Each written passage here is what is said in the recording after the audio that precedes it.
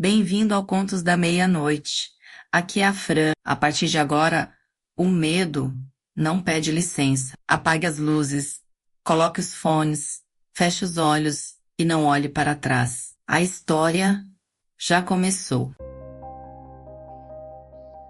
Eu não era detetive. Eu era o tipo de homem que acorda cedo porque o campo não espera. Em Vilisca, em 1912, a vida começava com galinha, leite e porta abrindo. E por isso mesmo, o primeiro sinal de que algo estava errado não foi um grito, foi a falta de rotina. Na manhã de 10 de junho, eu estava na rua quando vi Mary Bacon, vizinha da família Moore, parada no quintal deles, com a expressão de quem tenta não pensar no pior. Ela olhava para a casa como se esperasse, a qualquer segundo, ver alguém surgir na varanda. Mas a varanda estava vazia.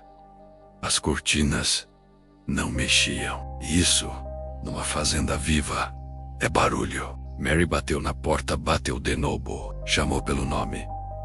Nada. Tentou girar a maçaneta e sentiu a tranca. A porta estava fechada por dentro. Ela, como qualquer vizinha que se preocupa, fez o que dava. Soltou as galinhas para não morrerem de sede e mandou chamar Rose Moore, irmão do Josiah. Rose chegou rápido, com o rosto fechado. Ele tinha uma cópia da chave, e eu lembro do detalhe que todo mundo conta igual. Antes mesmo de entrar, ele gritou o nome do irmão, alto, como se a voz pudesse empurrar a porta. Nenhuma resposta. A chave entrou na fechadura e girou com um estalo seco, que eu ouço até hoje quando lembro. Quando a porta abriu, o ar que saiu de dentro não era ar de casa dormida, era ar preso, abafado, com cheiro de querosene e coisa metálica. Não era imaginação. Quem já entrou em cômodo onde o sangue secou, reconhece o ferro no nariz. Rose deu poucos passos até a sala e abriu a porta do quarto de hóspedes. O som que veio de dentro não foi grito. Foi um silêncio pesado, seguido de um não, dito baixo, como se a cabeça dele recusasse o que os olhos já tinham aceitado. As duas meninas que tinham dormido ali, Ina May, Helena Stillinger, estavam na cama.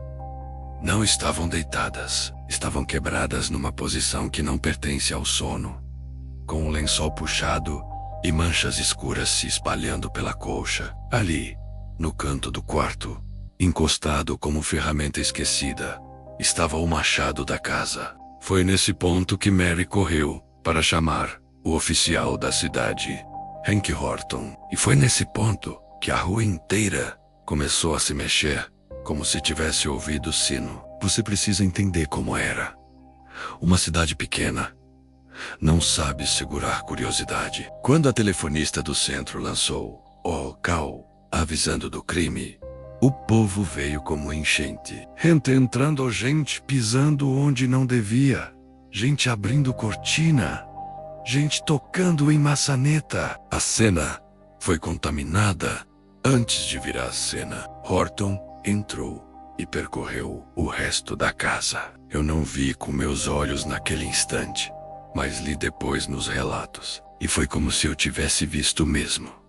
No quarto do casal, Josiah e Sarah Moore estavam mortos na cama. No quarto das crianças, os 4 pequenos também estavam, todos com ferimentos graves na cabeça, como se o atacante tivesse repetido golpes até ter certeza do silêncio.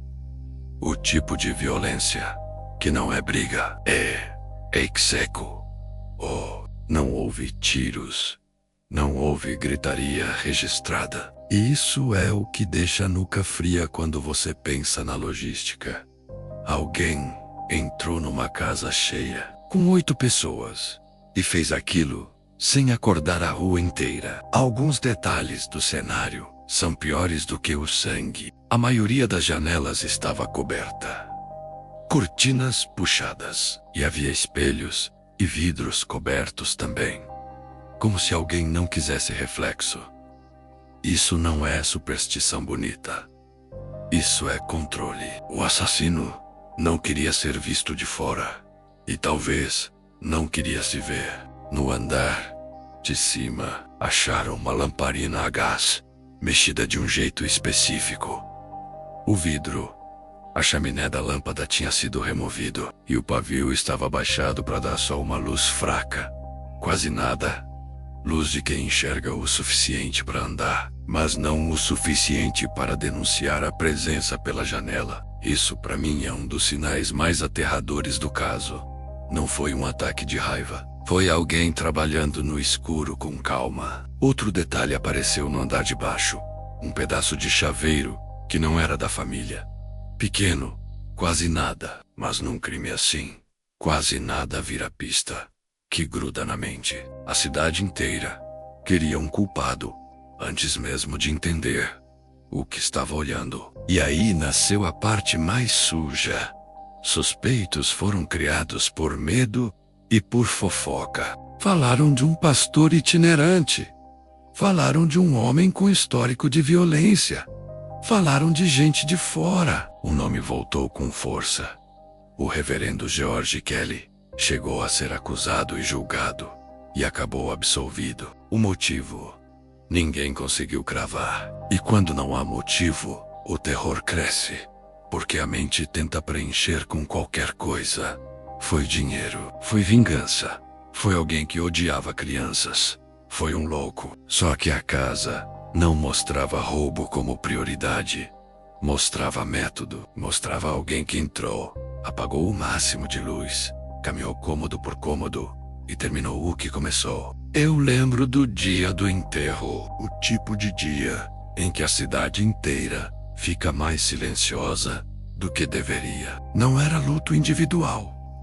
Era medo coletivo, porque quando um crime desses acontece numa metrópole, você se consola com a distância. Quando acontece numa rua, onde você conhece o carteiro, você entende que a distância não existe. E tem um detalhe que me volta sempre quando alguém pede uma história de terror baseada em real. Naquela manhã, antes de abrirem a porta, tudo parecia apenas estranho. Depois que abriram, ficou claro que a casa tinha virado outra coisa por dentro, como se alguém tivesse entrado, fechado a noite lá dentro e deixado amanhã do lado de fora, sem perceber.